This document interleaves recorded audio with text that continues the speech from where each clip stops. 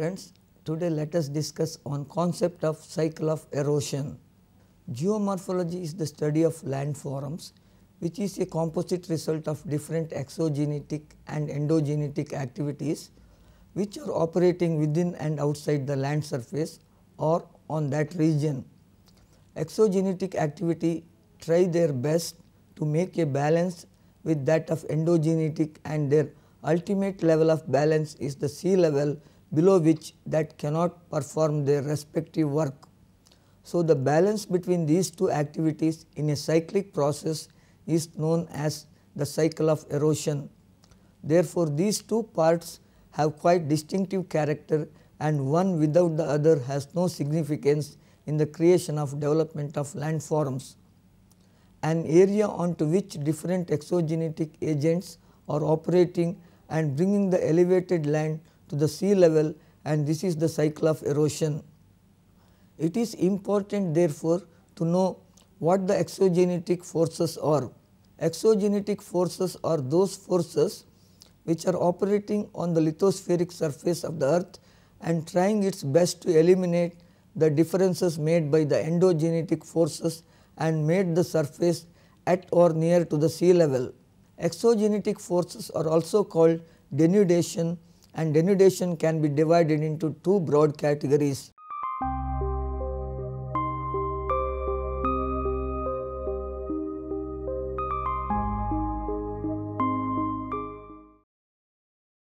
And erosion.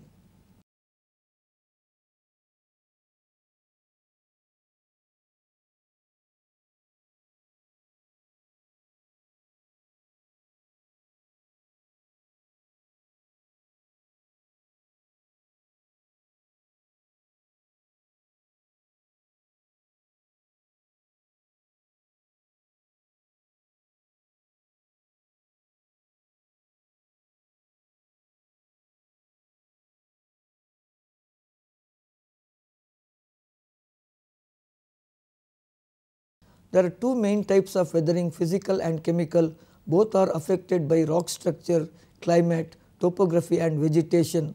Physical weathering occurs due to differences in the expansion of different minerals with the different rate, and chemical weathering take place due to chemical reactions with water and some gases with water on the rock and make the rock even soluble. According to Ritchie, the 5 weathering processes like expansion resulting from uploading, crystal growth, thermal expansion, organic activity and colloid plucking are physical in nature. In another words, it can be said that repeated thermal expansion and contraction as a result of alternate heating and cooling results in the weathering of rock, creation of joints and fractures and enlarging of the existing ones, and finally to the disintegration of rocks, and it is termed as mass exfoliation. In the rocks containing minerals which expand unequally, there is granular exfoliation. In the same way, chemical weathering takes place through different processes like hydrolysis, oxidation, hydration, carbonation and solution. The general fact is that chemical weathering is more important than physical weathering. Now, let us discuss on erosion. Erosion is that process in which various erosive agents, running water, wind, glaciers, sea waves and underground water obtain and remove rock debris from the earth's crust and transport them for long distance.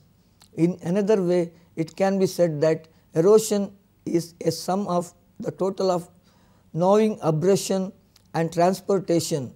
Agents of erosion are those which participate in the erosional works, and mainly they are running water, underground water, ocean currents, wind.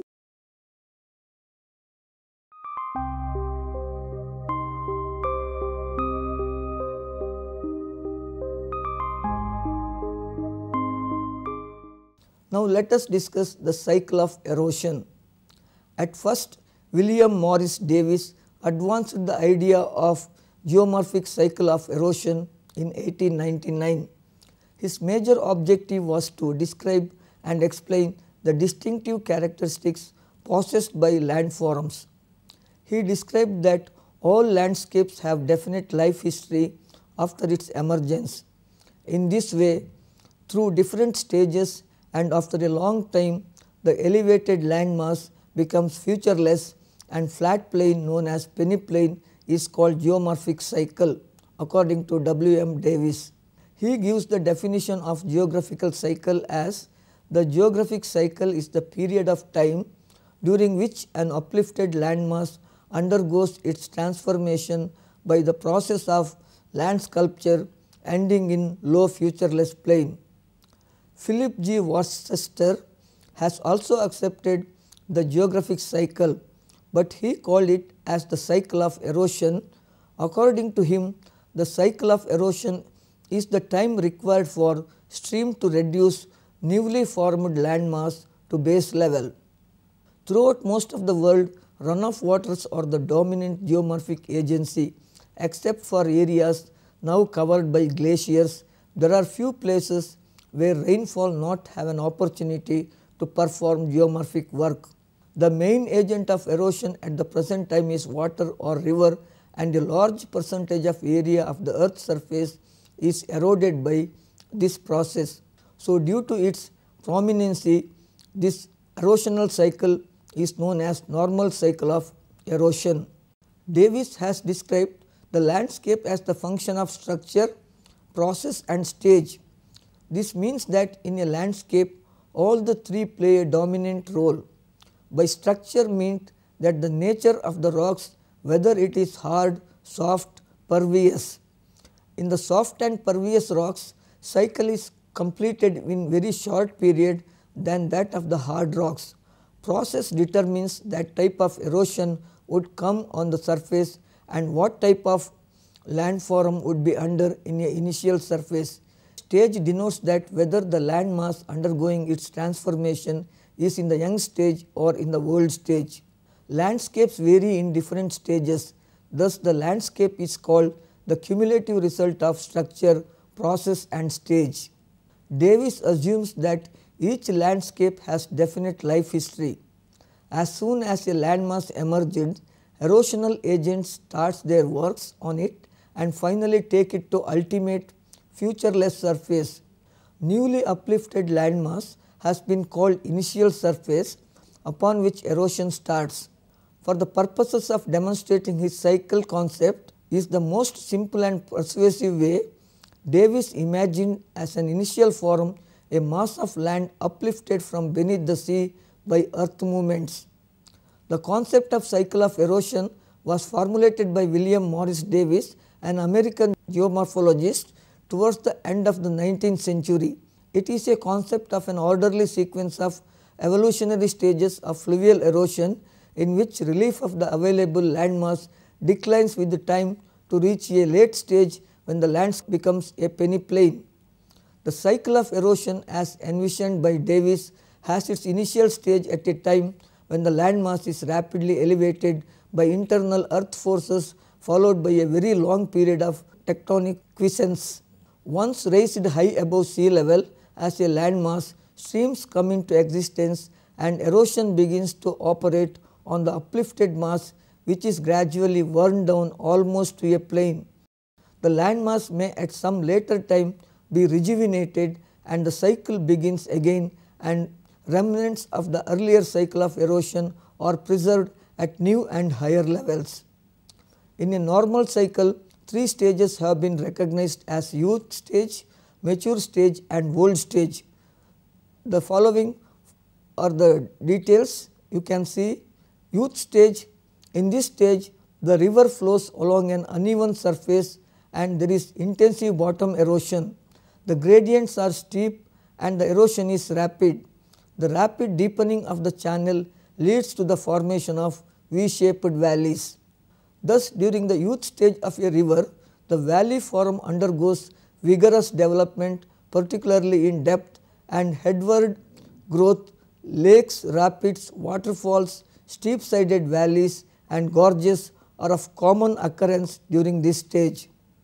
Besides, the phenomenon of river capture or river piracy takes place in this stage.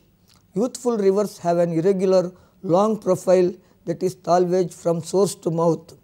Davis assumed that the uplift of the land took place very rapidly, so that the process of denudation were able to act almost from the start on what was in effect a stable mass. If the eliminate were sufficiently rainy, as would normally be the case in humid temperate,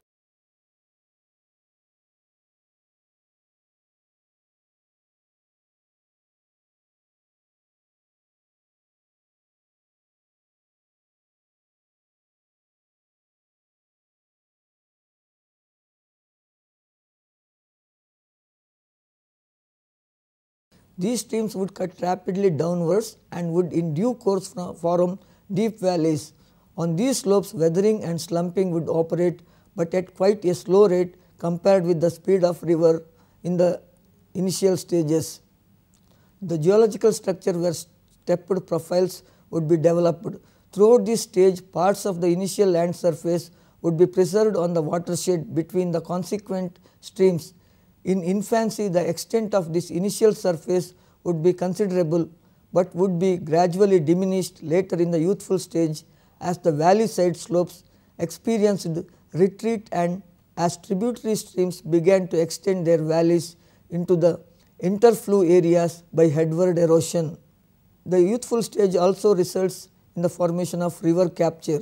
When one of the two rivers flowing in opposite directions from a single divide becomes more effective in erosion due to steeper gradient when the slopes are unequally inclined, the divide gradually recedes towards the side with the gentle slope. In other words, the river with the steeper gradient extends its valley headward, thus causing a shift of the divide against the river with the gentle gradient. Gradually deepening of the valley continues headward with pronounced dissection of the ridge, that is divide. Sometimes this headward migration of one river enables it to reach the river on the other side. But as the first river has a steeper gradient than the other one, the course of the second river gets diverted and its water starts draining through the channel of the first river.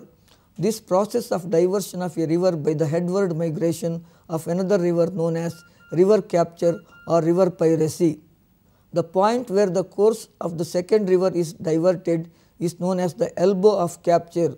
The captured river is known as misfit, and the deserted part of its channel through which no water flows is termed as the wind gap. Let us see what are the characteristic features of the mature stage. In the mature stage, rivers flow with a graded profile, that is, it attains a profile of equilibrium. The land mass is fully dissected and a well integrated drainage system is developed. Ridges and valleys develop prominently. Floodplains develop and river meandering takes place. The topography consists of features such as hogbacks, cuestas, mesa, butte, meanders, oxbow lakes, natural bridge, floodplains and alluvial fans. The stage of maturity. By the onset of this stage, the deepening of the V-shaped valleys characteristic of youth would have been slowed down considerably. Through the formation of their valleys, the various streams would throughout youth have lowered their channels. Through the formation of their valleys, the various streams would throughout youth have lowered their channels nearer and nearer to what Davis termed the base level of erosion, which is normally the level of sea into which they eventually flow and below not erode. In the process, the longitudinal gradients of the streams would have become ever more gentle. Stream velocities would have been reduced and the streams would possess less and less energy to use in moving their loads and attacking their beds.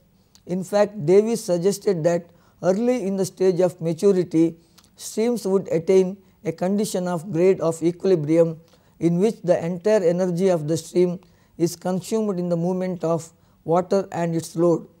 The gentle meanders of the youthful streams responsible for the interlocking spur supposedly typical of youthful valleys would become wider and more pronounced, and at many points the valley side slopes would be undercut and driven back. By the end of the mature stage, slope angles in general would have been considerably reduced by the process of divide, wasting and smoothie curving. Slope profiles with no major breaks would dominate the landscape. An important result of divide wasting during maturity would be the reduction of relief, or in other words a decrease in the vertical height separating interflow summits and valley floors.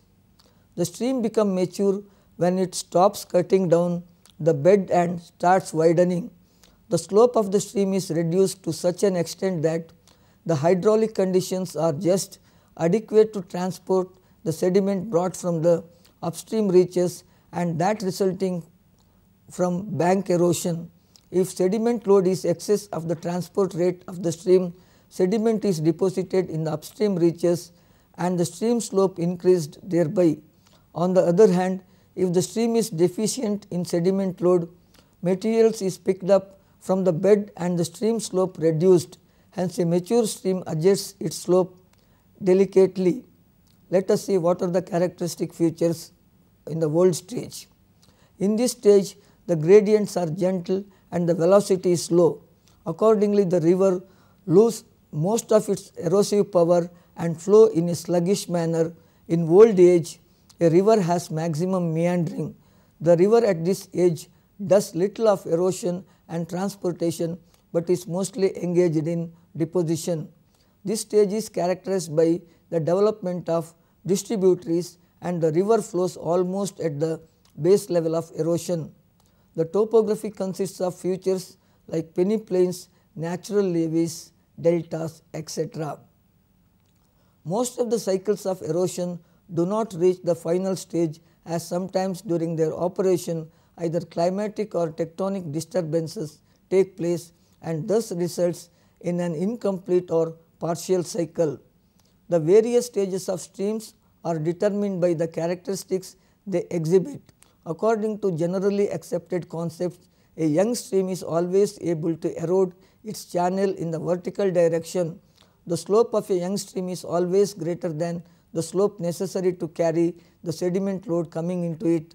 Because of its ability to cut its bottom downwards, a young stream usually flows through V-shaped deep gorges or canyons. There is no floodplain for young streams, and they occupy the entire floor of the valley at all stages.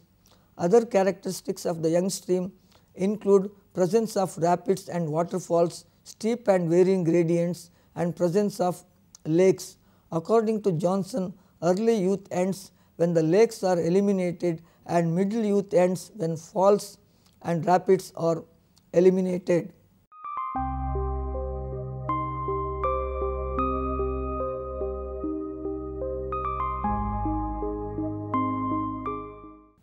Now, let us discuss on global relief features.